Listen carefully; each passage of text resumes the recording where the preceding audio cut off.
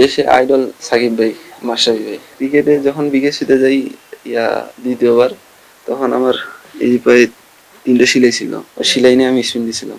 ২০২৩ সালে দেশের হয়ে প্রথমবারের মতো যুব এশিয়া কাপ জেতা জুনিয়র টাইগার্স দলের অন্যতম সদস্য ছিলেন চৌধুরী মোহাম্মদ রিজওয়ান।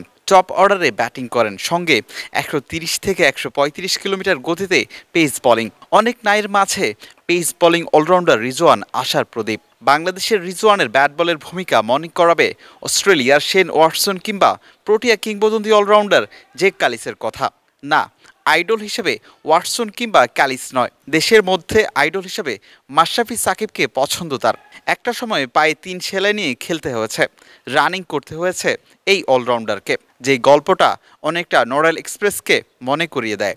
দেশে আইডল সাকিব ভাই, মাশরাফি ভাই। সাকিব ভাই তো বাঁহাতি স্পিন বোলিং অলরাউন্ডার, আপনি পেস বোলিং না, অলরাউন্ডার। ঠিক আছে, আমি পেস বোলিং অলরাউন্ডার ওরকম কাউকে ফলো করা হয় না, কিন্তু সাকিব ভাইয়ের সবকিছু আলহামদুলিল্লাহ আমার ভালো লাগে। বিদেশে কাকে ফলো করছেন? বিদেশে ব্যাটসম্যান শুভম গিলকে, ইন্ডিয়ান। আর বোলিং এর দিক দিয়ে বলে ডেলি স্টেনকে ভালো লাগে। ক্রিকেটে যখন বিকেএসপিতে যাই দ্বিতীয়বার, তখন আমার এই পায়ে ৩টা সিলাই ছিল। তো বিকেএসপিতে ৭ দিনের ক্যাম্পে রানিং করা লাগে, স্পিন দেওয়া লাগে। তো ওই সিলাই নিয়ে আমি স্পিন দিছিলাম, রানিং করছিলাম। এগুলা অনুপ্রেরণা হিসেবে কাজ করে, আমার জেদ হিসেবে কাজ করে। চাচাদের সঙ্গে পাড়ায় ক্রিকেট খেলতেন রিজওয়ান, যাদের চাওয়াতে রিজওয়ান খেলছেন এই পর্যায়ে। বিকেএসপিতে দিয়েছিলেন একাধিক পরীক্ষা, অফ স্পিনার থেকে যেভাবে হয়েছিলেন পেস বোলিং অলরাউন্ডার, সেই গল্প জানিয়েছেন ক্রিকেট 97কে। ক্রিকেট মূলত আমার চাচুরা আছে, তো ওনাদের সাথে আমি মাঠে যেতাম। তখন ট্যাপ টেনিস খেলতাম আর কি, তখন শুধু ফিল্ডিং করতাম আর কি। তো ওইখান থেকে আস্তে আস্তে চাচুরা অনেক ক্রিকেট প্রেমিক ছিল, এখনো আছে। এখনো ওনারা আমাকে টিপস দেয়, এইটা হচ্ছে না ওইটা হচ্ছে, কারণ ওনারা তো আমার ছোট থেকে দেখছে, আমার মানসিক অবস্থা সব বুঝে। তো ওইখান থেকে আস্তে আস্তে আস্তে আপনার উপজেলায় একটা ভাই ছিল, সাজু ভাই, ওইখানে যাই, কিছুদিন ক্রিকেট প্র্যাকটিস করি।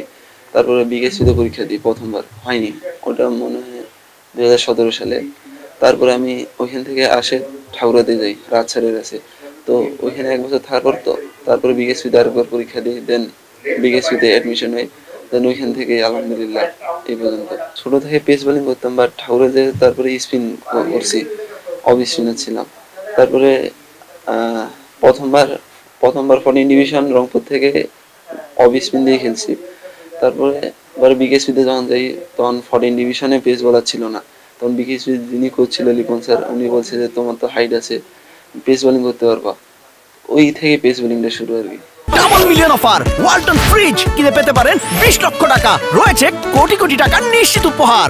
সিলেট বিভাগের অলরাউন্ডার তোফায়েল আহমেদের একটি প্রতিবেদন প্রকাশের পর ক্রিকেট 97-এ দর্শকরা জানতে চেয়েছিলেন রিজওয়ানের কথা। রিজওয়ানকে ভুলে গেলে চলবে না। সেই যে যুব এশিয়া কাপ চ্যাম্পিয়ন হয়েছেন গতবার, তারপর কিন্তু মানুষ আপনাকে মনে রেখেছে, যে মানুষের ভালোবাসা পাচ্ছেন সোশ্যাল মিডিয়ায়, ইউটিউব প্ল্যাটফর্মে, সেগুলো কেমন লাগে আসলে? আলহামদুলিল্লাহ, মানুষ আমার পজিটিভ সাইডটা যাচ্ছে ইনশাল্লাহ। আমি চাইবো যে যিনারা আমার ভালো চায়, আমার জন্য দোয়া করুক। ইনশাল্লাহ আমি যেন দেশের হয়ে অনেক ভালো একটা সার্ভিস দিতে পারি দেশকে। আমরা এখন ওয়ার্ল্ড কাপ জিতি নেই, ইনশাল্লাহ ওয়ার্ল্ড কাপ জিতার ইচ্ছা আছে। ইনশাল্লাহ আমি জনগণের কাছ থেকে দোয়া চাই। সিলেট আন্তর্জাতিক ক্রিকেট স্টেডিয়াম থেকে বিলাল হোসেন শিমুল, ক্রিকেট 97। যদি ক্রিকেট নিয়ে কথা বললে আমার জিনিসটা খারাপ লাগে।